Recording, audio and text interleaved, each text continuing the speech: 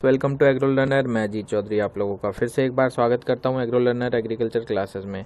जैसा कि हमारा सेकंड चैप्टर की हम जो क्लास लेकर आ रहे थे उसमें फर्स्ट क्लास हमारी हो गई थी और सेकंड जो क्लास है वो आज हमारी आप लोगों के लिए मैं लेकर आ रहा हूं।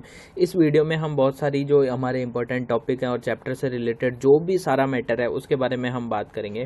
तो जो सेकंड चैप्टर है उसकी हम बात करते हैं जैविक खेती परिभाषा एवं महत्व, जिसकी फर्स्ट क्लास में हमने जो बात की थी वो जैविक खेती क्या होता है, प्रमाणित जैविक खेती क्या होता है, जैविक खेती के कौन कौन से मुख्य सिद्धांत हैं उनके बारे में हमने बात कर ली थी, और जैविक खेती के कौन कौन से मुख्य मानक है जिन बातों का हमें ध्यान रखना चाहिए, ये सारी बातें हमने कर ली थी। और उसके अलावा जो एग्रीकल्चर की जो जैविक खेती है उसकी हिस्ट्री के बारे में भी हमने बात कर ली थी। अब हम जो आज की क्लास में जो बात करेंगे वो जैविक खेती के क्या क्या उद्देश्य हैं और क्या क्या उसके बारे में हम आज बात करते हैं। अगर आपको ये वीडियोस हमारी जो क्लासेस हैं ये पसंद आ रही हैं तो आप हमारे चैनल को सब्सक्राइब कर सकते हैं।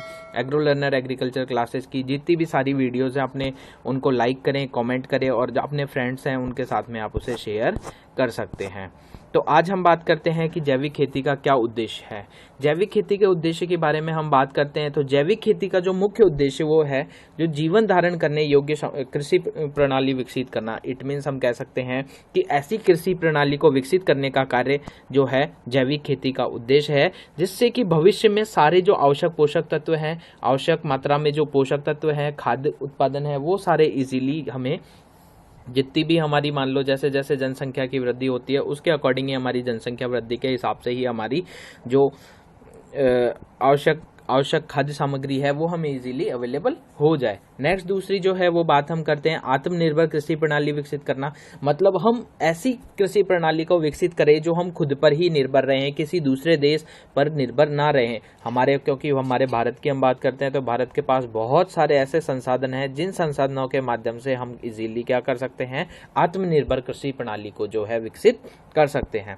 नेक्स्ट हम बात करते हैं तो है टिकाऊ खेती का विकास। टिकाऊ खेती के विकास से मतलब ये है कि लंबे समय तक हमें जिस खेत में हम खेती कर रहे हैं उस खेत में पोषक तत्व, आवश्यक पोषक तत्व, जो नमी है, जो मृदा का स्वास्थ्य है उसको अच्छा बना के रखे, जिससे हम क्या करें, टिकाऊ खेती मतलब कम उत्पादन में ज़्यादा खेती हम ले सकें।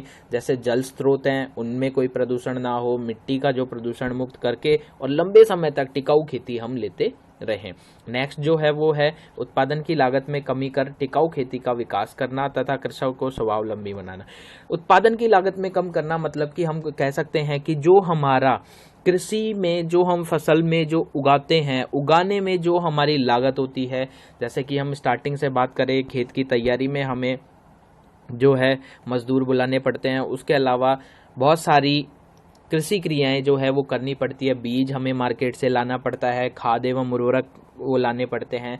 तो उनको खाद एवं उर्वरक को मतलब जो हमारी लागत है उसमें हम कमी करें, लागत में कमी करें। क्योंकि भारत की अगर हम बात करते हैं तो भारत में बहुत सारे ऐसे संसाधन हैं जिन सस्ते संसाधन हैं जो हम प्रकृति से ही प्राप्त कर सकते हैं और वो प्राकृतिक संसाधनों के माध्यम से ही हम अपनी जो कृषि है उसमें लागत की में है जो कमी कर सकते हैं और टिकाऊ खेती बनाएंगे। टिकाऊ खेती का मतलब है लंबे समय तक खेती बनाए रखने की, लंबे समय तक फसल उत्पादन लेने की जो विकसित खेती है उसे हम कहते हैं टिकाऊ खेती। और अगर एक बार किसान को अगर ये प्रॉफिट दिखता हुआ लग जाएगा कि हम बिना पैसे के ही हम क्या कर सकते हैं, जो प्राकृतिक संसाधन है उनका उपयोग करके ही हम अच्छा उत्पादन प्राप्त कर सकते हैं, तो उसके अकॉर्डिंग जो है किसान हमारा क्या हो जाएगा, स्वावलंबी बन सकता है। नेक्स्ट हम बात करते हैं जैविक खेती का क्या क्या महत्व होता है, किस किस में ये प्रभावित होती है। तो नेक्स्ट सबसे पहले हम बात करते हैं जैविक खेती जो है, जैविक खेती का सबसे पहले हम बात करते हैं भूमि की उर्वरा शक्ति बढ़ाने में बहुत ही ज़्यादा जो है जैविक खेती क्या है, महत्वपूर्ण है। क्योंकि ये जो है भूमि की उर्वरा शक्ति क्यों बढ़ेगी, क्योंकि टिकाऊ खेती अगर हम करते हैं, जैविक खेती हम करते हैं तो जो जीव हैं मतलब जो पशु हैं उनका हम बढ़ोतरी करेंगे, जिससे कि हमें क्या होगा, खाद प्राप्त हो। तो ऐसे ही जो भूमि की उर्वरा शक्ति बढ़ाने के लिए टिकाऊ खेती हम उपयोग करेंगे और टिकाऊ पशुधन में हम बढ़ोतरी करेंगे कि लंबे समय तक हमें एक ही पशु को हमारे पास रख सके, जिससे हमें ज़्यादा से ज़्यादा मुनाफा हो सके। सेकेंड है बाह्य आदानों की लागत में कमी, वातावरण की शुद्धता। बाह्य आदानों की लागत में कमी मतलब हमारे जैसे कि हम जो भी बीज बाहर से लेकर आते हैं, रसायनों का उपयोग हम करते हैं, उर्वरकों का उपयोग हम करते हैं, जो हमारी मशीन्स का हम बाहर से लेकर आते हैं उनका बहुत ज़्यादा उपयोग करते हैं, जिसकी वजह से हमारे जो लागत है, लागत में बहुत ज़्यादा अधिक मात्रा में लागत होती है और उत्पादन बहुत कम होता है, जिस वजह से किसान को क्या होता है, नुकसान होता है। उस किसान को नुकसान से बचाने के लिए हम क्या करेंगे, उसकी लागत में कमी करके, जिससे कि हम प्राकृतिक जो हमारे प्राकृतिक वातावरण में जो भी संसाधन है उनका ही हम क्या करें, यूज करें, जिससे कि हमारी प्रकृति और वातावरण की शुद्धता बनी रहे। ज़्यादा रसायनों का उपयोग करने से हमारे वातावरण पर प्रभाव पड़ता है, वातावरण के साथ साथ हमारे जो है मृदा के स्वास्थ्य पर प्रभाव पड़ता है, फसल पर भी प्रभाव पड़ता है, और वो फसल का प्रभाव हमारे मनुष्यों और जानवरों के अंदर भी जब हम उसे खाते हैं तो हमारी बॉडी के अंदर भी आ जाता है। मानव स्वास्थ्य के लिए लाभकारी ऐसी फसल हमें लेनी चाहिए। जैविक खेती जो है ज़्यादा इंपॉर्टेंट देती है। उसके साथ साथ में हम बात करते हैं कम पानी की आवश्यकता। अगर हम किसी खेत में रसायनों का उपयोग करते हैं तो रसायनों के उपयोग करने पर हमें क्या है, ज़्यादा पानी की आवश्यकता होती है, जिसकी वजह से हम कम पानी में भी क्या कर सकते हैं, जैविक खेती का उपयोग कर सकते हैं। जैविक खेती का उपयोग करने के साथ साथ में, क्योंकि जीवों के द्वारा हम खेती करेंगे, उसमें हम किसी भी प्रकार का कोई भी रसायनों का उपयोग नहीं करेंगे, ना कीटनाशी का, ना शाकनाशी का, ना खरपतवारनाशी का, किसी का भी उपयोग नहीं करेंगे, जिसकी वजह से हमारी मृदा है उसका स्वास्थ्य अच्छा रहेगा, फसल जो है उसका भी स्वास्थ्य अच्छा रहेगा। अब जब फसल को जो ह्यूमन बींग है, जो मनुष्य है, वो उपयोग करेगा या पशु जानवरों के लिए हम उपयोग करेंगे तो वो इजीली उसका स्वास्थ्य भी अच्छा बना रहेगा। कृषि उत्पाद की गुणवत्ता, जैसे कि हम बात करते हैं कृषि उत्पाद की गुणवत्ता से लेके, अगर हम मान लो रसायनों का उपयोग कर रहे हैं, उर्वरकों का उपयोग अगर कर रहे हैं, तो हमारे जो कृषि उत्पाद है उनकी गुणवत्ता अच्छी नहीं होती है। क्यों नहीं होती है? क्योंकि वो हमारे जो कहते हैं हेल्थ होती है, हमारा जो स्वास्थ्य है उस पर बहुत विपरीत प्रभाव डालती है। जैसे कि बहुत सारी बीमारियां हमें हो जाती है, हमारी जो बॉडी में जो ग्रोथ होती है सेल्स में वो रुक जाती है। इस कारण से हमें ये जो है मृदा के आवश्यक पोषक तत्व, कृषि उत्पादन की जो गुणवत्ता है वो भी बहुत ज़्यादा प्रभावित होती है। और जैविक खेती के माध्यम से हम अच्छे गुणवत्ता वाले उत्पादों को हम क्या कर सकते हैं, परचेज कर सकते हैं या उगा सकते हैं। मृदा आवश्यक पोषक तत्वों की पूर्ति करते हैं। जैविक खेती की अगर हम बात करते हैं तो जैसे कि रसायनों की हम बात करते हैं, तो अगर एक रसायन हम यूज करेंगे तो उसमें 1, 2 या 3 पोषक तत्व ही जो मिट्टी को, जो फसल को चाहिए वो मिलते हैं। लेकिन अगर हम जैविक खादों का उपयोग कर रहे हैं तो जैविक खादों से जो आवश्यक पोषक तत्व हैं, 17 आवश्यक पोषक तत्व हैं, वो पूरे के पूरे ही पोषक तत्व जो है वो जैविक खेती के माध्यम से मिट्टी के अंदर हम इजीली दे देते हैं। लास्ट जो है वो है जैविक उत्पाद का लाभकारी मूल्य। अगर हम बात करते हैं रसायनों के उपयोग से, अगर हम कोई भी फसल उगाते हैं, जैसे कि कोई भी फॉर एग्जाम्पल कीटनाशी, शाकनाशी या वृद्धि ज़्यादा होने के लिए हम क्या करते हैं, रसायनों का उपयोग करते हैं। अगर उस रसायनों के उपयोग करने से हमें कम उत्पादन का जो मूल्य होता है वो कम मिलता है। अगर हम प्रमाणीकरण संस्था के माध्यम से हम ये दिखाते हैं कि ये जो हमारा उत्पाद है वो कैसा उत्पाद है, जैविक उत्पाद है। अगर जैविक उत्पाद अगर होता है तो उसका मूल्य जो है 10 से 30% हमें बहुत ज़्यादा मिलता है। अब हम बात करते हैं भारत में जो जैविक खेती का क्या भविष्य है, तो इसके बारे में हम बात करते हैं। भारत में जैविक खेती का उद्देश्य, भारत में जैविक खेती के उद्देश्य से मतलब ये है कि हमारे भारत के अंदर कैसे हम जैविक खेती स्टार्ट की। सबसे पहले बात करते हैं तो 1993 में सबसे पहले रासायनिक पदार्थों की जो खेती थी उसको क्रमबद्ध तरीके से कम करने का कार्य किया गया। 1993 में रासायनिक पदार्थों का जो हम उपयोग कर रहे थे बहुत ज़्यादा, उस उपयोग को कम करने के लिए हमने ये बात सोची गई। और इससे हमें क्या फायदा हुआ, इससे हमें जैविक कृषि के जो सिद्धांत थे उनको हमने लागू किया। मतलब हमने जो रसायनों का उपयोग करने वाली जो खेती थी उसको 1993 में हमने जैविक खेती के बारे में जाना। नेक्स्ट हम बात करते हैं, अप्रैल 2000 में राष्ट्रीय जैविक उत्पादन कार्यक्रम शुरू किया गया। भारत में सबसे पहले जो राष्ट्रीय जैविक उत्पादन कार्यक्रम की शुरुआत हुई वो अप्रैल 2000 में क्या हुई, जैविक उत्पादन की शुरुआत हुई। नेक्स्ट हम बात करते हैं 1 जुलाई 2001 को ऑर्गेनिक प्रोडक्ट्स प्रमाणीकरण संस्थाओं का डेवलपमेंट किया गया। 1 जुलाई 2001 को ऑर्गेनिक प्रोडक्ट प्रमाणीकरण संस्थाओं का डेवलपमेंट किया गया और वे प्रमाणीकरण संस्थाएं 4 प्रमाणीकरण संस्थाओं को यहाँ पर क्या दिया गया, पार्टिसिपेशन किया गया। उनको 4 प्रमाणीकरण संस्थाएं बनाई गई। पहली जो थी प्रमाणीकरण संस्था वो थी स्पाइस बोर्ड। मतलब मसाले, जो स्पाइसेस होते हैं, मसाले बोर्ड। दूसरा जो था वो था टी बोर्ड, मतलब चाय का बोर्ड बनाया गया। तीसरा था कॉपर बोर्ड, कॉपर के लिए। और फोर्थ जो था वो एपीडा बोर्ड बनाया गया। और ये 4 संस्थाएं हैं, उनको ही ऑर्गेनिक प्रोडक्ट प्रमाणीकरण संस्थाओं का क्या किया गया, इन्हें ये काम दिया गया कि आप लोग सारे जो ऑर्गेनिक प्रोडक्ट डेवलप हो रहे हैं या उगाए जा रहे हैं उनको आप प्रमाण पत्र देने का कार्य करेंगे। उसके बाद में बात करते हैं 2004 में राष्ट्रीय जैविक खेती केंद्र, जो कि गाजियाबाद यूपी में स्थित किया गया। किसके लिए किया गया ये राष्ट्रीय जैविक खेती केंद्र? जो हमारी जैविक खेती है उसको बढ़ावा देने के लिए एक जैविक खेती केंद्र डेवलप किया गया, जो कि गाजियाबाद यूपी में स्थित है, और वो 2004 में वहां पर स्थित किया गया। नेक्स्ट हम बात करते हैं 18 जनवरी 2016 को हमारे जो भारत है उसके अंदर से सिक्किम राज्य को पहला जैविक राज्य घोषित किया गया। मतलब हमारे एक क्वेश्चन भी बनता है, इंपॉर्टेंट क्वेश्चन, कि 18 जनवरी 2016 को भारत का कौन सा राज्य जिसे प्रथम जैविक राज्य नाम से घोषित किया गया, तो उसकी अगर हम बात करते हैं तो वो कौन सा राज्य है? सिक्किम राज्य है। और 18 जनवरी 2016 को इसे घोषित किया गया। अब हम बात करते हैं कि भारत में जो जैविक खेती की वो प्रचुर संभावनाएं हैं, वो कैसे भारत में जैविक खेती की प्रचुर संभावनाएं हैं, इसके बारे में हम बात करते हैं। तो जैविक खेती की अगर हम बात करते हैं तो जैविक खेती की प्रचुर संभावनाएं बहुत ज्यादा हमारे कहाँ पर है? भारत में, क्योंकि यहाँ पर संसाधनों की बहुत सारी उपलब्धता पाई जाती है।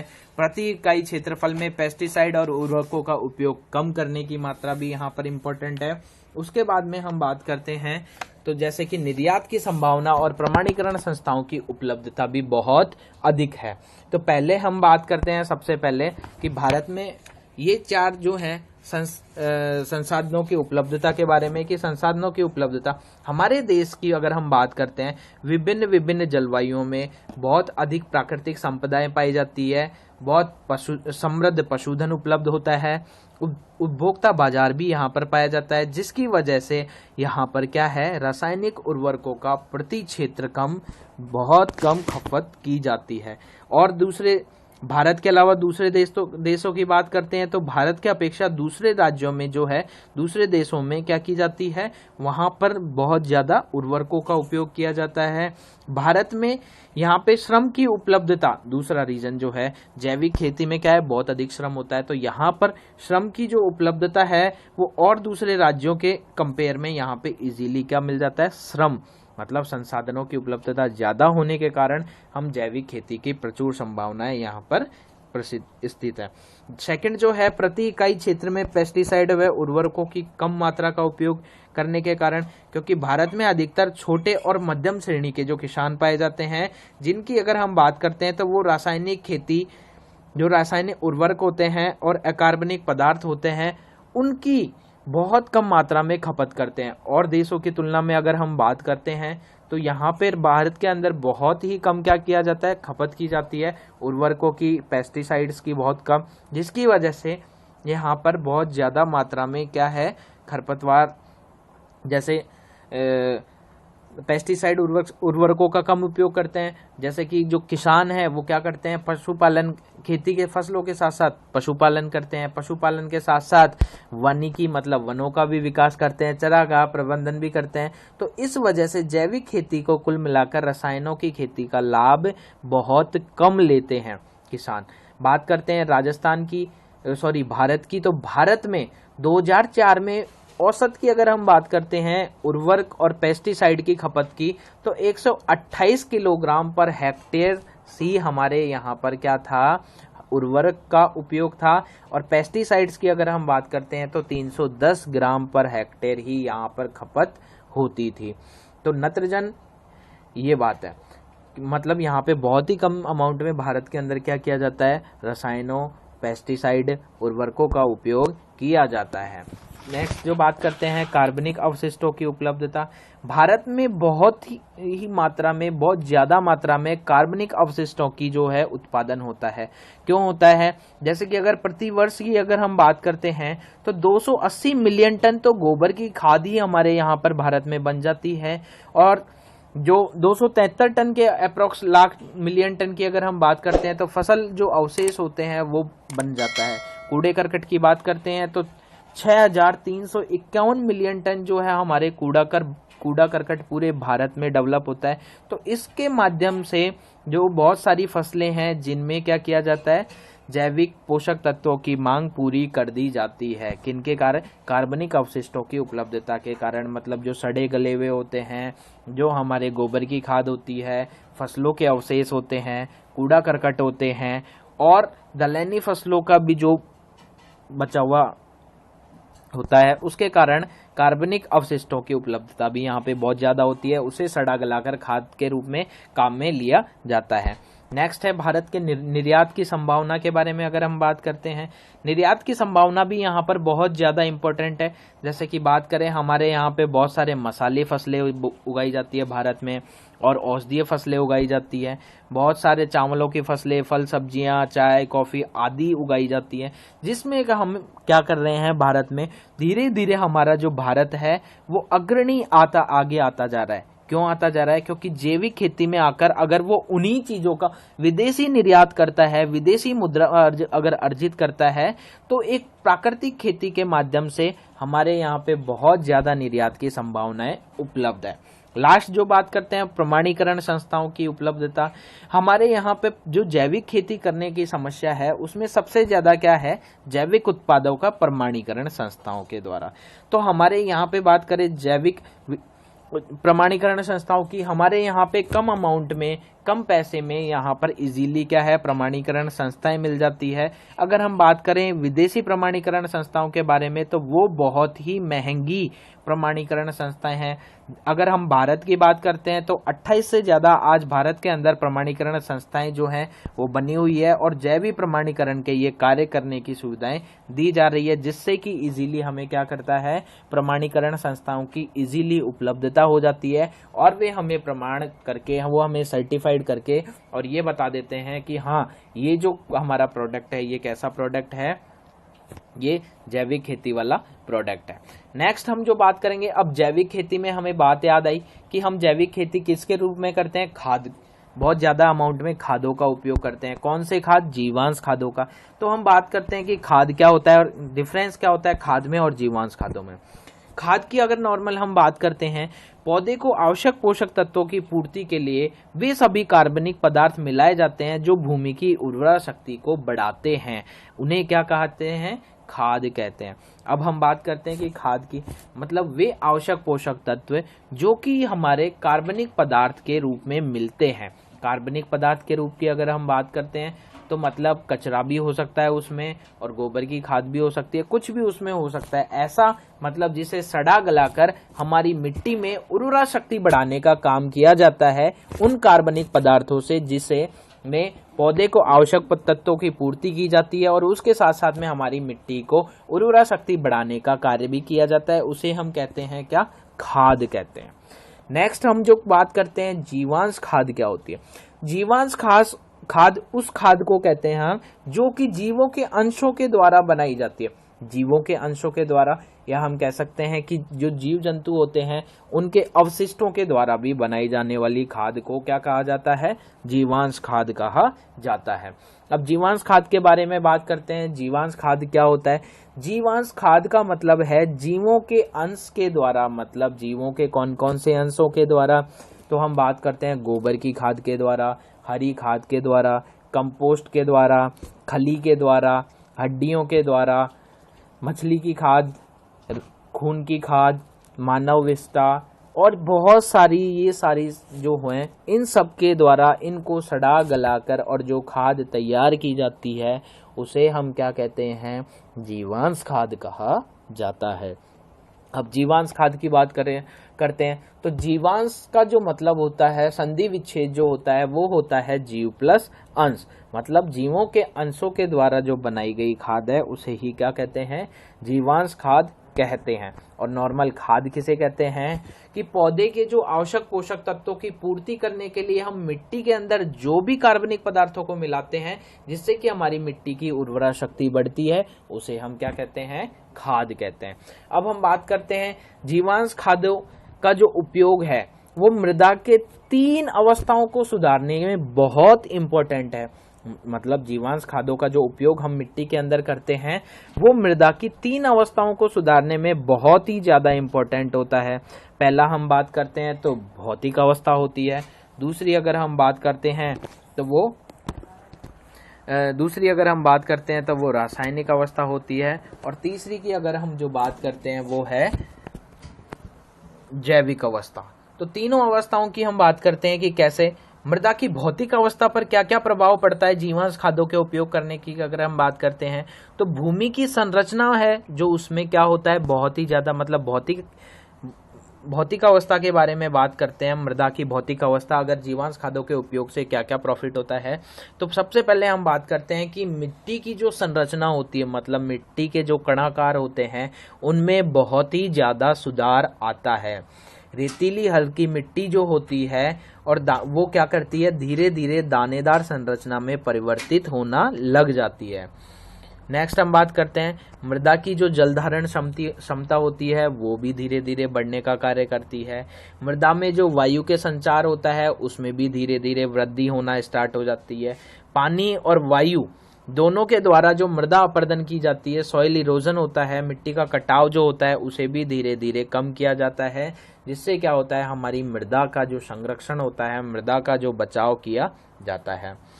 नेक्स्ट हम बात करते हैं और क्या प्रभाव होगा। जो मिट्टी का जो टेम्परेचर होता है उसको भी नियंत्रण करने में बहुत आवश्यक होता है। कौन? जीवांश खाद। नेक्स्ट हम जो बात करेंगे जो पौधे होते हैं, पेड़ पौधे होते हैं, उनकी जड़ों का भी बहुत अच्छे से विकास होता है जीवांश खादों के द्वारा।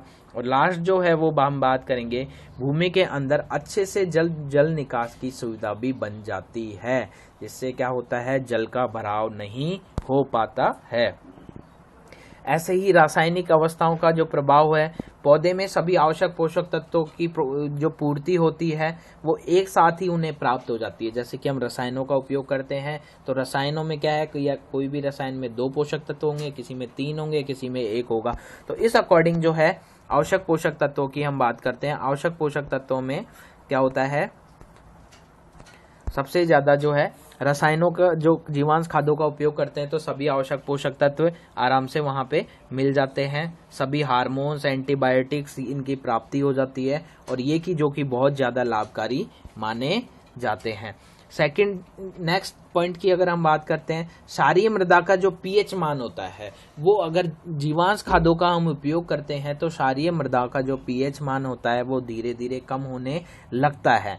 मतलब कि जो अम्लीय, थर्ड पॉइंट की अगर हम बात करते हैं, अम्लीय और क्षारीय मृदाओं की जो प्रकृति होती है उसके अगर हम जीवांश खादों का उपयोग करते हैं तो क्षारीय और अम्लीय मृदाओं की जो प्रकृति होती है वो धीरे धीरे क्या होने लग जाती है, अच्छी होने लग जाती है।